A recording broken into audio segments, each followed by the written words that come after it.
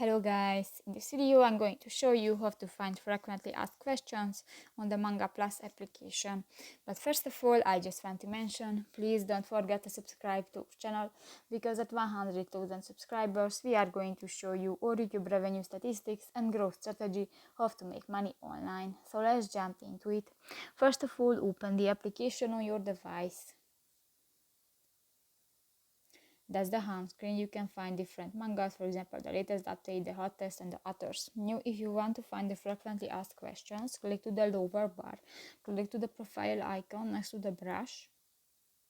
In the My Chef section, go to the settings icon at the upper right corner of the screen and scroll down, and you can find the help section, the frequently asked questions / feedback.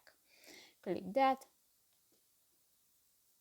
Just wait a 5 seconds and you can check the portal, select the language, and you can find the different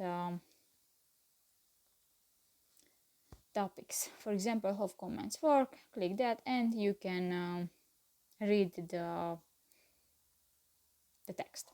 So that's pretty much it for this video, guys. See you in the next one. Bye bye.